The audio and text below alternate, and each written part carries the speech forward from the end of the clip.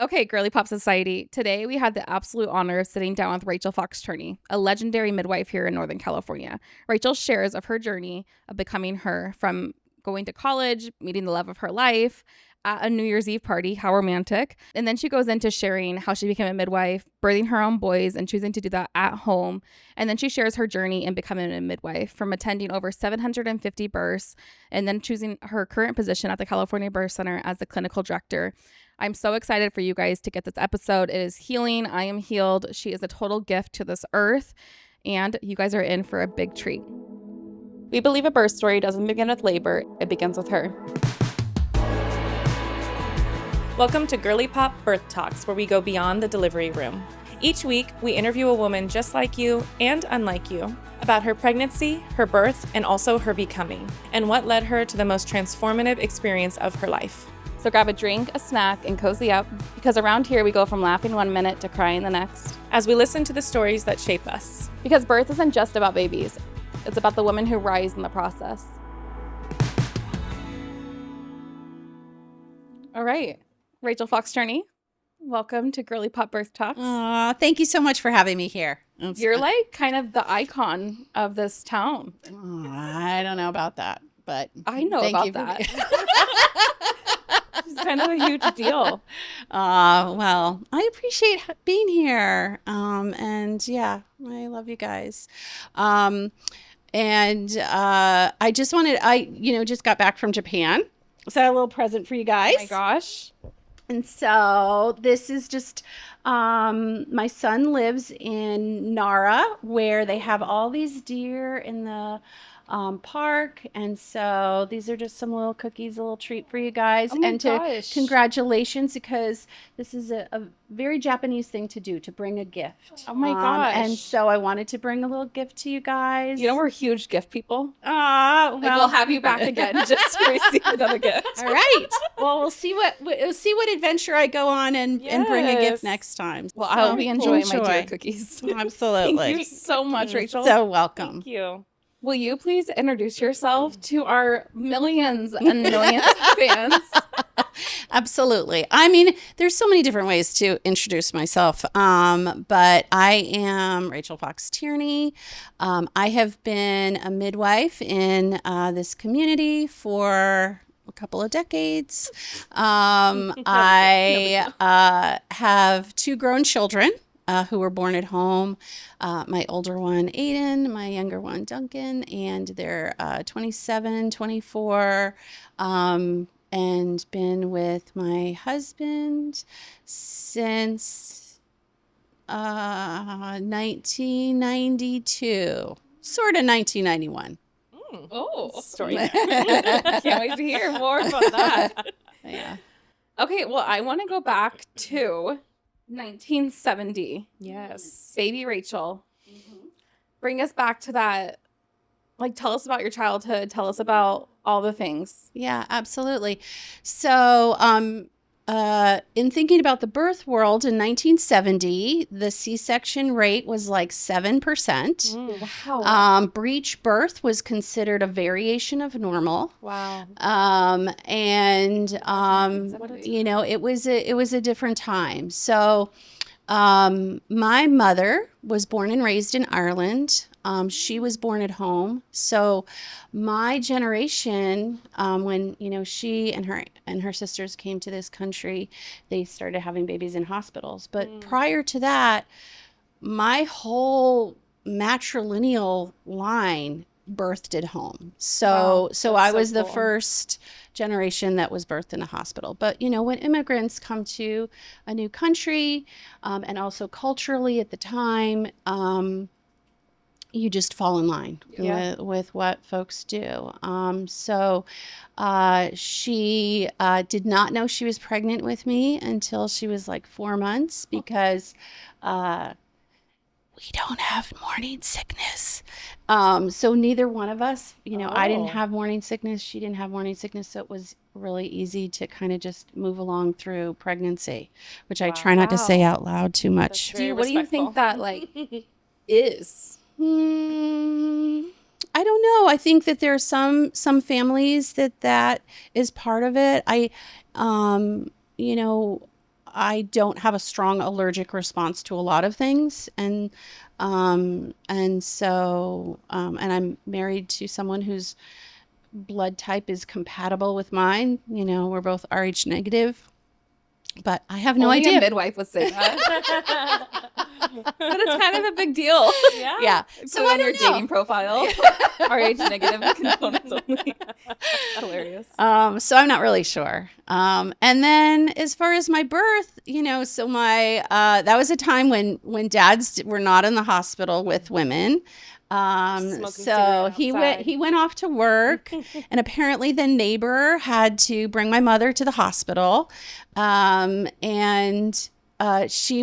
She got there, and I was born within a couple of hours, which is sort of this wonderful story in terms of thinking about who I am and coming into the world. But it's always hard when you hear your mother's stories of their birth and how then it relates, you know, down the road, you know, when it comes to your own birthing. So that's just a little aside, but it's also my personality. I'm going to get there. I'm going to get things done. We're going to move on. And I was born during the eclipse. And so all the nurses were trying to tell my mother that she should name me Eclipse. Oh. Which thankfully she did not. Eclipse, welcome to Girly Pop Birth Talks. Name. I mean, that is like a midwife name. It is. Like, I feel like that would have worked as a midwife. Yeah. Midwives have weird names sometimes. Sometimes, yeah. And I always wonder, sorry, I'm going on a total side, but I'm like, no, that's okay. Were you born with that like hippie name and then that just like made you into a hippie midwife? Or did you like change your name because you became, you know, when they have the names like Eclipse? Yeah. Who's that one girl that her name's like Moon something? I don't know her, but I know that there are some midwives that have changed their names and some midwives that just live into their names. Yeah, that's what I'm wondering. Yeah, and the other interesting thing is that my mother nursed me until I was a year old, which was unusual for the time, but that's also part of that, you know, immigrant story of this is how you feed babies. So, yeah. Was there a pregnancy test in 1970? My understanding, it wasn't commercially available, so you would have to go into the physician's office. And it was like a blood test or a urine test? Yeah, it was probably this similar in terms of looking at HCG levels, but don't quote me on that. Yeah, that would be interesting to look into. Mm-hmm. I just thought about that. Mm-hmm. Or you would just not have a cycle and then just start growing. Mm-hmm. Like wild thought. Yeah. You don't need confirmation. Your mom didn't find out for 4 months, right? For 4 months. Yeah. And so, you know, for some women, they would suspect it by not having cycles. Mm-hmm. Some women would suspect it by, you know, symptoms. You know, for some women, now that was my mother's first pregnancy, but for some women who have multiple pregnancies, if they have not resumed their cycle after a birth, they can get caught on that first egg after they return to fertility and then not really know when they've gotten pregnant. So, you know, all sorts of things are possible. Ooh.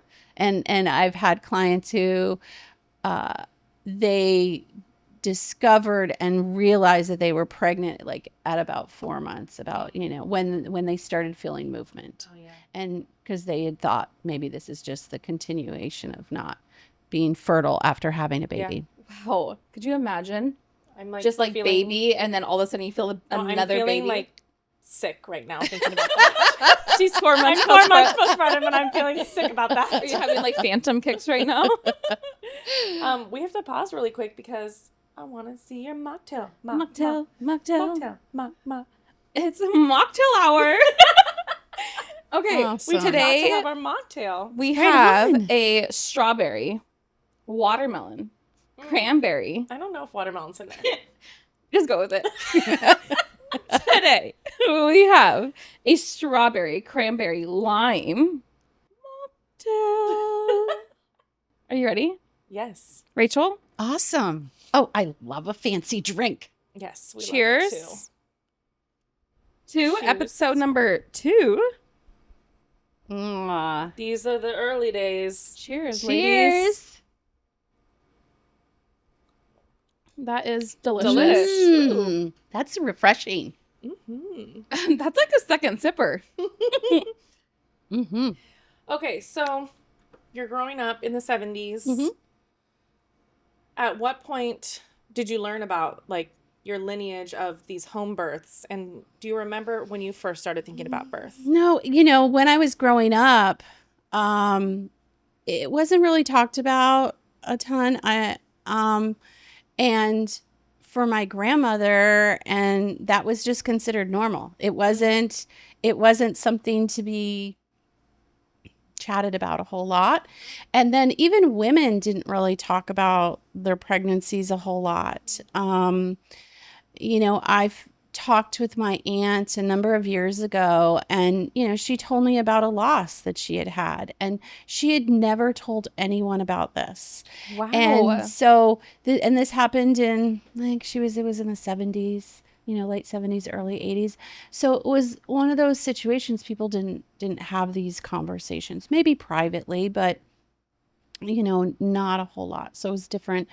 So I didn't really embrace that part or really have an impact on me until later.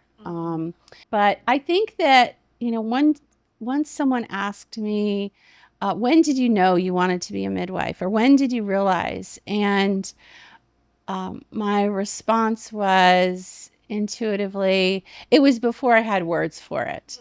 So when I was a little girl, there was always one of my Barbie dolls that was pregnant. I always, then I had discovered, when cleaning one day, this like art book that I had from when I was little, that I had designed this clothing line for pregnant women. Oh my gosh. So it was always part of my consciousness. In some regard, I can vividly remember I was about in kindergarten, and for some reason our kindergarten teacher was our neighbor, and we went over to her house, and she was nursing her child. And I remember thinking about that, and I can still recall what an impact that made. Like, oh, people get fed from other people. So yeah, that was That's it cool. just kind of stayed with me too, as sort of normalizing it. And I think that that's another piece, is just not that there were these overt conversations, but it just felt really normal. When I got my menstrual cycle, that was also just seen as very normal. It wasn't something that was a big, long conversation. But, my mother, knew that I was, just having cramps. And so she, got me into bed and gave me a cup of tea. And it was just a lovely space of, this is normal. And I felt that way with my dad too, because my parents were divorced at the time. Okay. And, you'd be on with your dad on like a weekend or a getaway, and I was like, Dad, I need to get something from the store, and he went and bought things for the sanitary supplies for me from the store, and it was always just really, really normal. Did you have siblings? Sorry. Yeah, that's what I was going to Yeah. ask. Like, what birth order are you? I'm an only child. Okay. Okay. Yeah. Okay. Yeah. Very interesting. So interesting. And then what age were you when your parents separated? I was 7.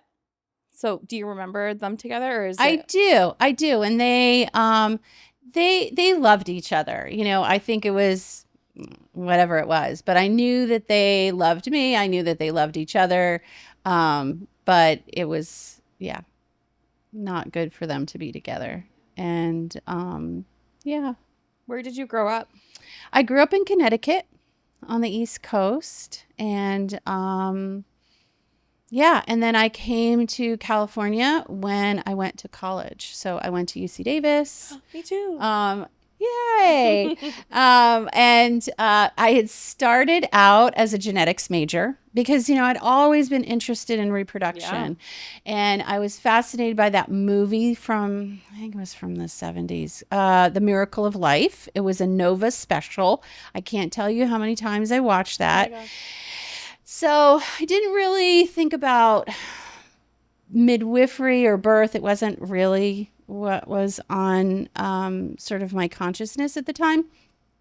So I went to school, started in genetics, ended up in psychology, but health related. That was in 91, 92. So before I graduated. Then when I graduated, so I had met my husband. Yeah, I was going to say 91, 92. Yes. I met my husband. So I had been at a New Year's party for one of my friends who we have been friends since we were in kindergarten. Although we joke, we were born in the same hospital within 24 hours. So we probably met there in the nursery.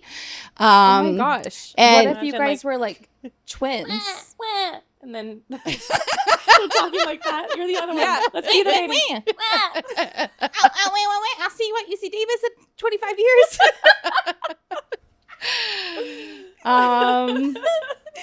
Why are we Such like a funny this? thought. But anyway. that she went to college with my husband. So she had vetted him. And Just kidding. where's And they went to college at UConn, University of Connecticut. Oh, okay, so you were in California. Mhm. They were still there. They were So still you there. went to a New Year's party in Connecticut? Correct. World traveler. Okay. So I met my now husband, and then he, we liked each other, but I was like, he's 3,000 miles away. I'm not moving back to Connecticut. No, I'm sorry. Let's go back to this New Year's Eve party. I need to know more. So this is 1991. What This happened? is 1990? 1991 turning into 1992. Was it love at first sight? What did you guys do that I night? What was playing at Were this you a dirty girl? Naughty. No, I liked him, and he was cute, and he liked me. You And need to send us a picture of Rachel at oh my 20-ish. goodness. Oh, we forgot to ask. and I'll put, see if I like, can an overlay. I might have one on my phone. So, and then, again, I liked him, but he was 3,000 miles away. But I was You're not going such to a move realist. I was not going to Did move you back. get a New Year's Eve kiss? Or were we not We at that level? No, we weren't at that level. I wouldn't have been either, but she would have I been. mean, I just met him. Don't call me out like that. I'm just saying. I would have been like, but you would I have. would have. I was because chaperoned of the opportunity okay? of a New Year's kiss. Right. That's you. Yeah. I understand. We were chaperoned. Okay. My friend was there. It was all legit. Was there like a religion you grew up in? So my mother was Irish Catholic. My dad was Protestant. And so I was raised in both, traditions simultaneously. Mm-hmm. Yeah. And then he gets my information from our mutual friend, and he sends me a letter because, this Wait. was... So 92 now. This is 92, and it arrived on Valentine's Day. Oh my the God. romance. You couldn't have planned that. 3,000 miles away. You received Yeah. a letter on Valentine's Day. Yes. Were Rachel you sitting there Fox-Tierney. that day like, oh, I'm lonely on Valentine's Day? I was just so caught off guard by it. But, I mean, how could we plan? He couldn't have No. planned this. It's the mail system. Mm-hmm. And so then we wrote to each other for the rest of that year. I'm unwell. That is the cutest thing in the Because world. that's how you did it back then. And then I asked him out on a date. That's my girl. And again, it was chaperoned with friends because I Okay, wasn't why sure. the whole chaperone? No, Is it it wasn't because of the religion? No, not at all. But just what if it doesn't work out? You want an exit plan. Yeah. Yeah. There was no And- like social media stalking to make sure that he No, was like a there's cool no guy. there's no cell phones. There's none of that. And so I had my friend and her boyfriend, and we double dated so that if it goes south, I can get out of there. And were you like living in the dorms?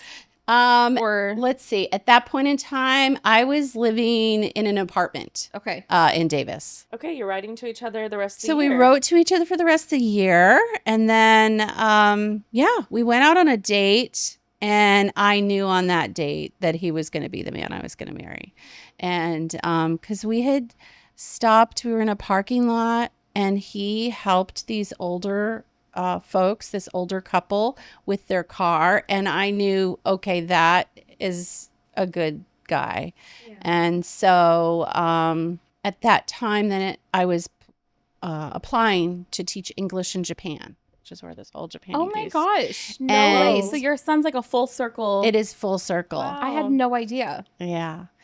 And I decided to abandon that pursuit and moved in with him. And then in Connecticut? In Connecticut. Okay. So I moved in with him 6 months later. Oh my gosh. So yeah. And then, I had always wanted to go to Japan. So what brought you back to California?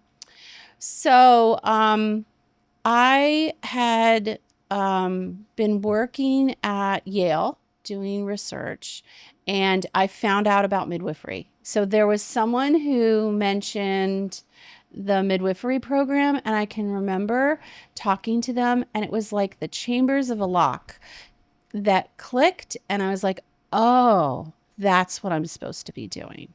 So I had started a midwifery program on the East Coast in 94.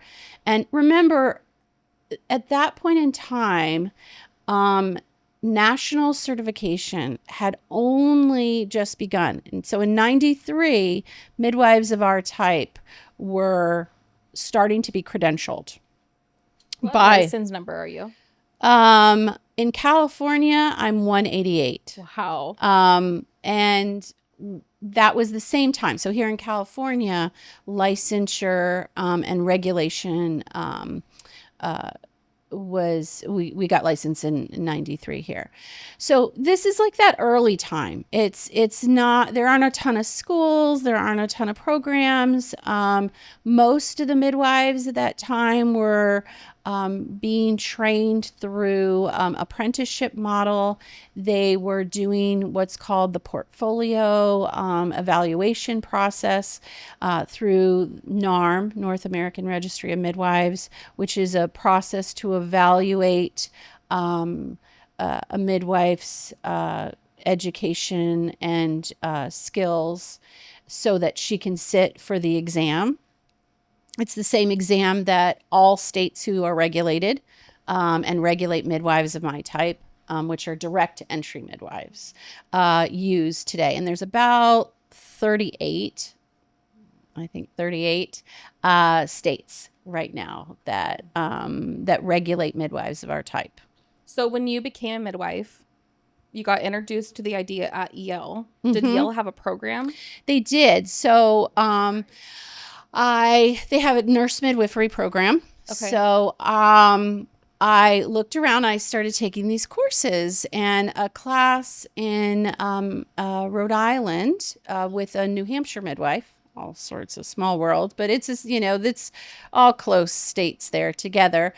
In preparation for applying to the nurse midwifery program at Yale, and but then I found out about home birth midwifery, and it just made more sense to me. But I went ahead and applied to Yale because I was working there, and I was not accepted. And that's the truth. And I called up and I asked, and they said, why I wouldn't be accepted. I probably wouldn't be accepted again. And it was a blessing, obviously. Look at you now. We're gonna call Yale. Yeah. Hi, Yale. It was a blessing because what I really needed was a different pathway. And so the next year, so I stopped at my midwifery education because I got married. Our grant was funded for our project, and then I had a baby the next year. What grant? In 1997. So I got married in 96, and then I had my son in 97. So what was really eye-opening and helpful for me for the long term is that I had concurrent care. So I had care with my, nurse midwife throughout the time that I was seeing my home birth midwife, who was a CPM. And In Connecticut then and still now, it is an unregulated state. So it was not legal for her to practice. But I knew that I could have a baby, but I wasn't sure if I could have a baby in the hospital. I am someone who is private and knew that, yeah, that wasn't the path for me. And so he was born at home in September of 97. Oh my gosh. Yes. My little twin. Yeah, yes. Studying research and being a researcher, how did you, like, at a research standpoint, look at these options that you had as a new mom and like choose that home birth was right for you? I mean, first and foremost, it was intuitively, it felt right for me. But if you look at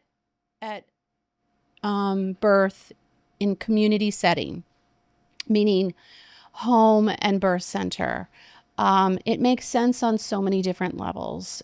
There is consumer options. You can make choices that you don't have individualized care in a hospital setting. It's just not really possible with the volume that they have. From a perspective of looking at the lowest intervention and, evidence-based, also thinking about, midwifery care in a community setting, you are going to use the less resources. And then from a spiritual perspective, and a psychological perspective, I envisioned that my baby would be born in a space that they were acknowledged as a conscious person, a conscious spirit, soul, and that isn't typically possible in a hospital setting. It is typically possible, in an out of hospital community setting. Every situation is variable, and I will say that, wherever you birth your baby, it's a spiritual experience because we bring that with us wherever we go. I think it's just can be easier to be in those vulnerable spaces and be surrounded by folks who that is their alignment philosophically when you are in those other spaces, community birth. But again, I've been to births in all settings that are deeply spiritual, and also deeply not spiritual. Yeah, depending upon what the environment is. Yeah. I know you've been on a big spiritual journey in the last few years, but like what sparked your like inner knowing that you have this depth within you, that because you're studying, do you want to share? Oh yeah. So in the last couple of years, I've been training to be a spiritual director. And not everyone is familiar with spiritual direction. It is a therapeutic process whereby the director helps guide and allow the directee to discover how God presents in their life, and helps them make sense of the world through a spiritual lens. And so I've gone through some training, but I've also been in spiritual direction for about 20 years. And honestly, midwifery, I'm pretty much doing spiritual direction. Yeah. So yeah. That's cool. Yeah. And so who knows, maybe that's the next place that I will land when I'm no longer attending births or being the clinical director. Yeah. So September 1997, you had a home birth. Tell us that birth story. Yeah. So it was a long birth, as many first births are. I had gone to a childbirth education course, which I don't think they have around now. It's called Alice. And it's a little bit similar to like how Bradley in some It's regard. another name, like It's Bradley. a little bit, it was very natural minded. The Moz was big in the 90s, Yeah, right? that was in the 70s and 80s. I took the Alice, it was mostly focused towards natural birth. And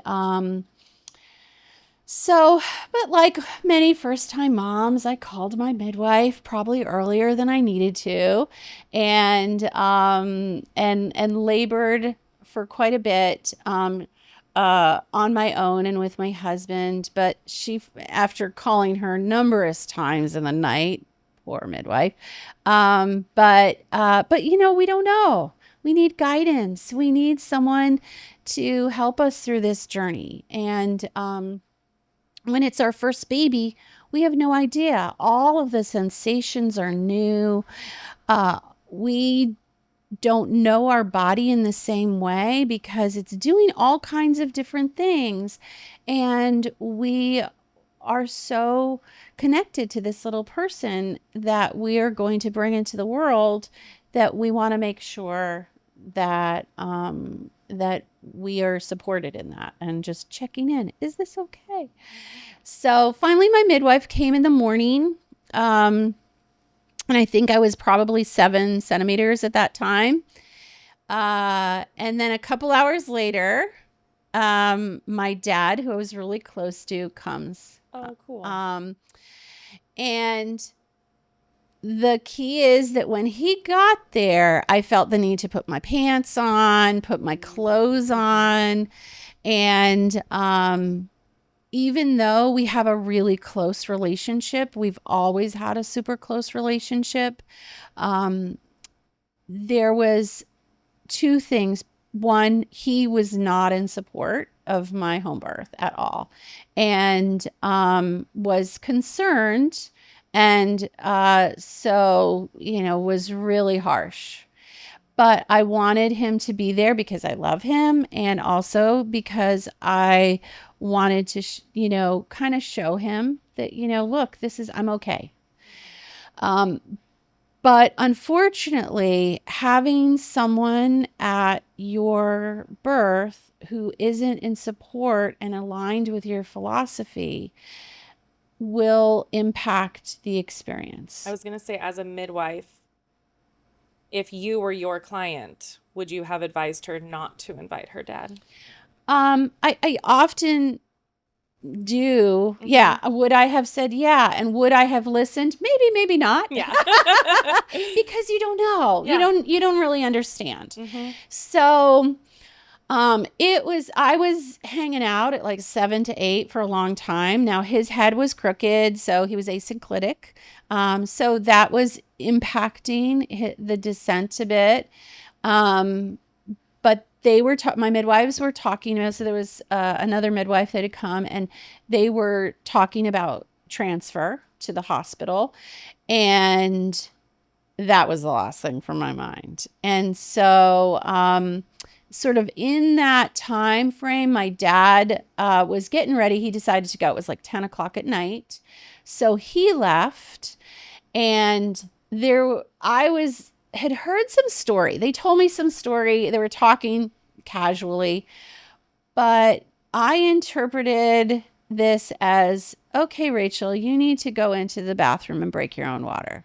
Now, this was not anything of the story that they said, because I asked them afterwards. They said there was nothing that we said, but that's how I heard it. So he left, went in, and then I went into the bathroom. And so 15 minutes after he left, my water broke, and my son came down into position, and I started pushing. And so I pushed for 3 hours. He was 10 pounds, 23 and a quarter inches long. Oh my gosh. And, you know, I pushed for each and every inch of him. And, one of the things that was funny in our childbirth class, we saw these videos that, had these big cone heads, and my husband was horrified. He was like, I don't want our baby to have a cone head like that. And so Oops. When Aiden came out, he had the most beautiful round head. Oh my I'm gosh. So I surprised. said, I did this for you, honey. That's such a flex. For 3 hours to have a beautiful 3 hours. round head. But really it was Aiden. This was really his birth story, my Yeah. son. This is how he does life. He takes his time. He makes it harder than he needs to. And the end, he finishes beautifully and gets where he needs to be. So, that's kind of our children's stories that we as parents get to recognize, so that what goes on in their birth isn't all our responsibility. Some of it is their journey into the world and how they're going to do things. I mean, my son, this is how he's done his school projects. This is how he's done his projects in graduate school. This is how we hiked up the hill. I remember hiking up a hill, and he was on a field trip, and it was in Shasta, and those little pellets of those little rocks where you take one step and you slide back, and then you take another step and you slide back. And halfway up, I thought, this is his birth story. This is how we're doing it. He had a moment where he was like, which way are we going? I was like, we're too far up to go back. And we couldn't see the end of the trail ahead. And energetically, it felt just like his birth. And I said, okay, we've got to go. Like, first I gave him some homeopathic remedies. Of course. And You brought them with you. What did you give him? I gave him some aconitum. We love the aconite. And I said, and we're doing this. We're doing this. And we got That up is to the awesome. top. What a cool opportunity to get to like relive your birth story. He didn't know, No. but I don't know. That makes me think about my kids and their birth stories and like, when will I see this play out again? Yeah. And I think that however their birth story looks, we always have opportunities for healing, for resolution, for redemption. My younger one, I'll tell you a little bit about, I won't go through his birth story, but he was about 3. And I was telling him his birth story. It was maybe around his birthday. And sometimes I talk about their birth stories.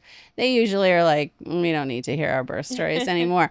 But I was telling him, and I can't remember. It may have been about his birth story, but about his birthday.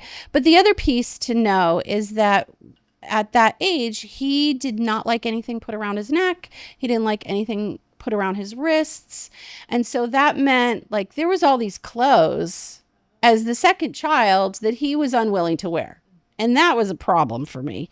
So in that context, I'm telling him his birth story, and we got to the part where, his head came out. He was born in the caul. And then the water broke.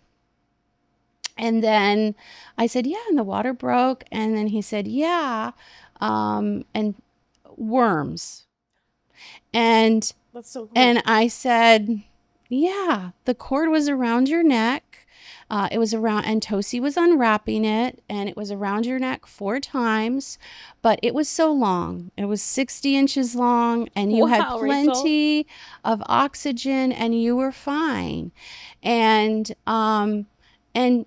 then after that, he was able to wear clothes and Whoa. other things because there needed to be some resolution. I think that in birth, things happen. Things happen that we plan. Things happen that we don't plan. Most of it is we don't plan. But what our goal is as parents, but also as for moms who are birthing and thinking about our own births, like giving birth, we need to find ways to process and reframe the situations in where were we strong in that?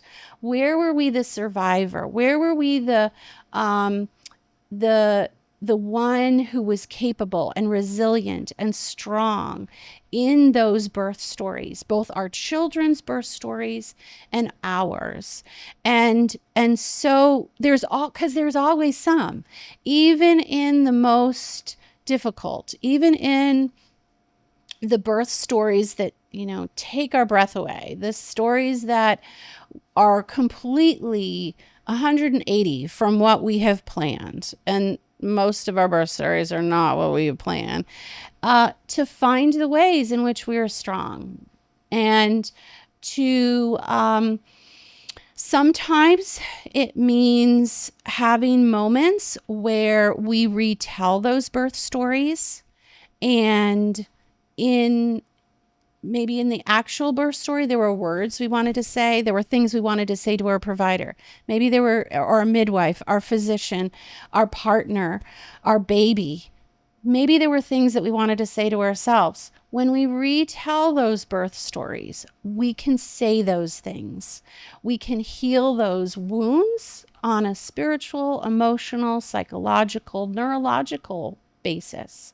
Because each time we think of our birth story and we are able to find even those tiny little gems of resilience, of strength, of capability, of beauty, then those are the neurological pathways that get stronger. And so just like well-worn paths, the more we go down that pathway, the stronger than that path becomes, and the more easy it is to get back to that. It's just like for those of us who have prayer or meditation, those spiritual activities and rituals help us create those pathways, so that then when we are in the difficult moments, that we can access them more readily. And ultimately, from my perspective, birth is another way in which we connect to the divine. So that posture of making a decision, I am making a conscious decision to be with God. And again, this is all my words, but to be with God. And then you lean in. You lean in with your whole of your being into a space that is unknown, that is mystery. And that is the posture of birth. That we make a choice. I am going to do this. I am going to consent to this process.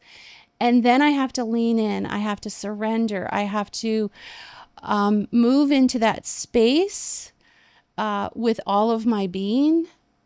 And I don't know what it's going to look like. But I am going to trust that I'm going to have what I need at those moments. I am going to trust that something more has the people, the environment that is going to support this journey that I am taking. And we have to do that multiple times in a birth. It's not just at the beginning. We have to do that throughout the birthing process, throughout our parenting process, throughout our life process.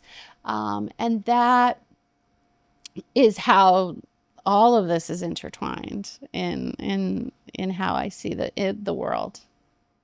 Well, I'm healed. Yeah, Rachel, that is such a That's gift that you gave Yeah. to everyone listening, because it's not just about birth, it's about the becoming.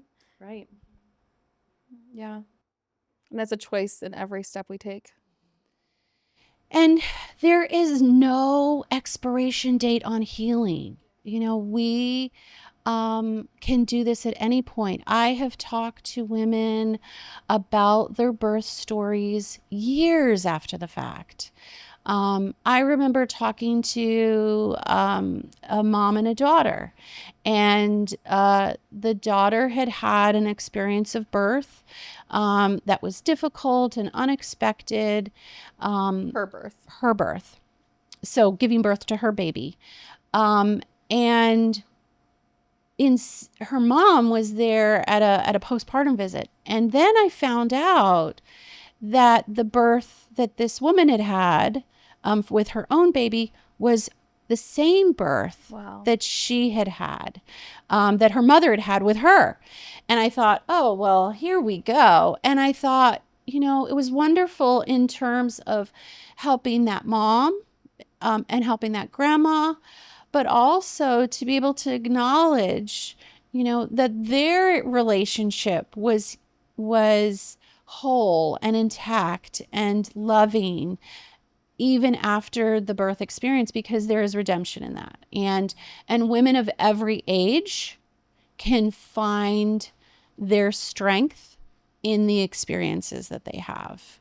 It takes time and tenderness and space where the people that you're with are acknowledging and understanding, but also really helping you move into a healed space. And it's, again, women can do this at any point in their lives. Yeah. When did you start attending births yourself? In 1998. Okay, so after Get the coffee. Oh, the coffee. your first delivery. After my first birth. Okay. Yes. So I remember taking that class and thinking, I'm not sure if I'm going to be a good midwife, because all these other gals in the class were very crunchy and I was not quite that way. And so I thought, I don't know. So I took a doula course. And again, it's another doula course that's not around anymore. It's called Alice, same as the childbirth ed. And I took this doula course. And then 3 days later, one of my best friends from junior high, his wife was having a baby. And so I went and was her doula. In Connecticut. And what's funny is I hadn't thought about this until now. It's the exact same hospital that I was born in. Oh, wow. Full circle. Full circle. So who knows? It might have even been the same room. Oh my gosh. So I supported them in their labor, and I knew this is exactly where I need to be. Yeah. So I started midwifery school then a little less than about a year later. So I'm a birth worker, Mm-hmm. as we know. Surprise. And I get to attend births, and I have felt that similar feeling. But for the birth workers listening to this, like, what is that confirmation? Like, how can you explain it in words? Like, yes, it's a spiritual feeling, and like that confirmation is within. But if you could try to draw the words out, like, what would that look like or sound like? I think that I knew that what I was doing was aligned with all levels of my being. And it didn't mean that it wasn't difficult. It wasn't without sacrifice. Like, I left my child overnight for the first time. I brought my breast pump with me to the hospital. And I told my husband that I don't want to know if anything is going awry at home. I did not need to hear that. I was fully focused. Yeah. But when I was at that birth, all I was thinking about was that experience there. I was fully present and unconcerned with anything else that was going on outside of that birthing space. And that kind of presence helped me to know that I was in the right space. My first birth I attended, so I struggle with like anxiety, and like my brain goes on all these like rabbit holes. And when I was in the room with this woman, it was like the first time I've ever experienced peace, true divine peace and silence. And there was no, like, everything, it was like a whole body, like, yes, in the sense of my house could be on fire and there's not a call to go anywhere but there. And then when you leave, like, that birth high, it wasn't even like I don't even like to call it a birth high, because it was just like as a believer, I was exactly where I needed to be, and it was like God was like cheering me on. It was like I felt like I was sitting on his throne, like, job well done, daughter. It was just like in it over and over, and it never gets old.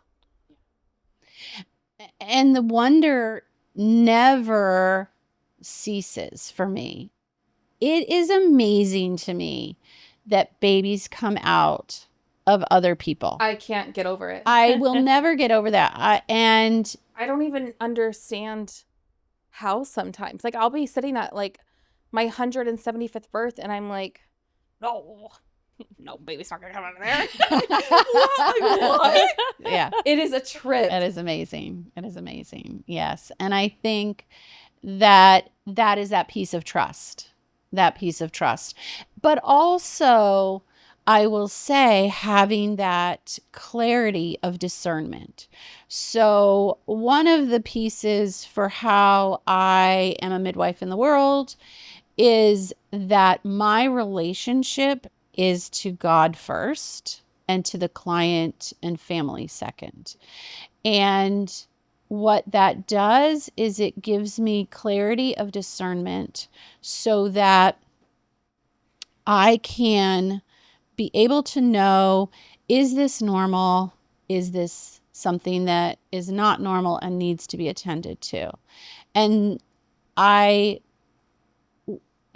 get into that space regardless of who I'm taking care of for. If you're my best friend, if you are my neighbor, if, I've just met you 10 minutes ago, so that I can be fully present, that I can serve you from the deepest places of my being, so that I can see the deepest places of your being, hold you as seen and heard, but also so that I can discern, is this something that we need to act on immediately? Is this something that we can wait and see? But for me, living from that place allows me the clarity to discern what I need to do. It sounds like, as a non-birth worker, I mean, I'm on the postpartum side, that sounds like a piece of humility is like important, because I could imagine if you're bringing pride to a birth as a midwife, that's where that discernment doesn't come in. Yeah, and I think, midwives are all different in how we work, and for some, I will say that for humility is always a piece of it. I'll just say it. We really do. This is not our birth experience. We are supporting the space. We are supporting a family. We are welcoming a new little person into the world. And I think that midwives as a whole are a humble lot, regardless of their faith tradition or whether they acknowledge it in the ways that I acknowledge it. You cannot do this work and sacrifice your children's birthdays and your own needs and all the things. Midwives will do what is needed for the families that they serve, and whatever words they use on the deepest levels of their being, they are humble servants of this. Yeah. I'm sure you, like the way you guys are describing birth, I feel like you would it would give you that humility and that respect, because you're watching this like amazing thing happen. Yeah. And if not, it will humble you. Yes. Just when you think you know what you're doing. And when I was being trained, I had two very experienced midwives that trained me, and I feel really fortunate that I learned so many wonderful skills. And I learned in a time before our legislation changed in 2014, so we could attend breaches, we could attend twins. There was things that we could attend. I could learn those skills, but also learn not just, oh, we can do this breech birth, but also, is this the right breech birth to attend? And so I was very fortunate. But every year we saw something new and they saw something new. And I think that that's the other piece. You're never going to know everything. You're never going to see everything. What our goal as midwives is to know normal so well that when something is off, that we are paying attention to it. So I want to know how you got back to California, and Mhm. then like what was your midwifery school experience like? So when I was getting ready to go back to midwifery school, there were not a lot of schools, and so I ended up applying to a school out here in California. So we moved in January of '99 back to California.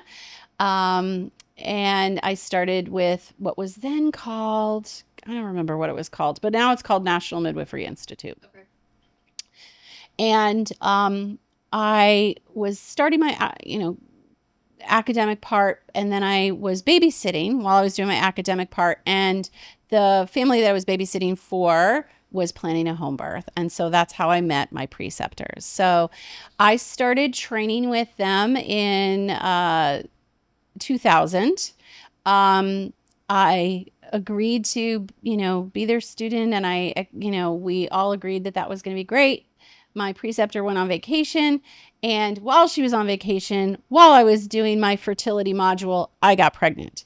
And so it took me a little bit longer because I took a year off. And then I'd set for my licensing exam, I think in 2004 in October, and got my license in March of 2005. And then I joined the practice that I was with, Birthstream, and did home birth midwifery for over 20 years. And that all sorts of adventures with that, and many families that I served. And I think I don't remember how many over 600. I don't know how many births I've been to in total, probably over 750.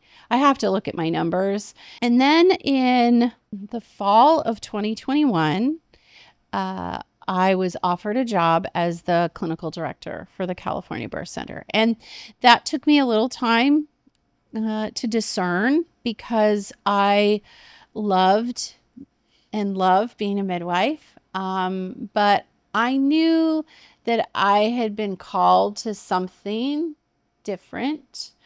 And unlike my calling to midwifery, that was very clear, very clear to me what I needed to do. But this was a little bit different. This really involved a little bit more of my intention and leaning in. And sometimes we have more than one good choice in the world. And we have to get quiet so that we can figure out which of the good choices we have that is really where we need to be to go grow and that next step, even if it is not what we had planned.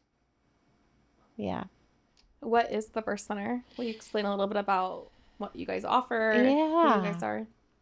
So the California Birth Center, we're located in Rocklin, California, and we have a team of midwives that will support families, prenatal, birth, postpartum.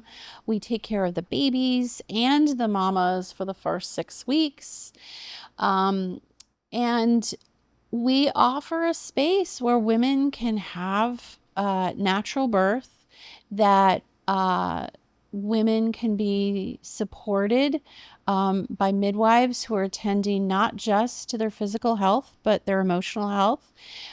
We are accredited by the CABC, Commission for Accreditation of Birth Centers, and we are state licensed. And I think we're up to 860 births at this point in time. Because my daughter was like 80 something. Oh my gosh. Yeah. Yeah. That is wild. Yeah. Wow. So, and it is amazing. I feel very fortunate. We have an amazing team of midwives and assistants and support staff that take care of the families who want this experience. And people come to us for all sorts of reasons. For some, one of the partners, mom may want a home birth, dad's not too sure. It gives them a middle ground. Some have had great experiences in the hospital and are like, I can do that anywhere. Some have had really traumatic experiences in the hospital and did not feel seen or heard and did not feel they received trauma-informed care and are coming to us for that. Some people have had a whole tradition of community birth in their family, and that's what they're coming to us for. And some people, we're 5 minutes from their house and they're closer than any place else. So there's all sorts of reasons. And what I vision and hope for is that everyone will feel supported in that space. And, the other piece about community birth is our goal is for healthy mamas and healthy babies. Sometimes we have to make different choices, that things change medically or otherwise that necessitate a transfer of care. That happens in community hospitals as well. And sometimes they need a higher level care. So, I've been working with other community partners, with the organization CMQCC, California Maternal Quality Care Collaborative, for improving transfers in the greater Sacramento area. We've been working on that for we're on second year now. We in the spring had a full transfer drill. So we started out in a community setting, had a drill with EMS where they picked up the family, the client patient, transferred into the hospital, and then we debriefed afterwards. Like, what went well? What can we work on? Because our goal, everybody's goal at all along that journey is that we all want what's best for the family. And we don't often get opportunities to have conversations with hospital providers or EMS outside of these stressful situations. And so we're working on getting that. Yeah. Yeah. Oh, amazing. Well, Rachel, I know. Thank you for our conversation Absolutely. today. It was an honor to get to know you more and hear your story of becoming her and hearing your boy's birth and your birth of becoming a midwife. Thank you so much. I've really appreciated this. And I really hope that the listeners, all of those that are out there, just take a moment to take a deep breath, find themselves connected to the inner parts of their being, and trust that inner wisdom. It knows best. Yeah. Thank you, Rachel. You're welcome. Yay. Yay. I love it. Last time it was just you and Thanks for joining us on Girly Pop Birth Talks, where we hold space for the messy and meaningful journey of becoming her. If today's story moved you, made you laugh, or reminded you of your own strength, we would love it if you subscribed, shared the episode, and left us a quick review. We're so glad you were here. Seriously, you're one of us now. We can't wait to do this again soon.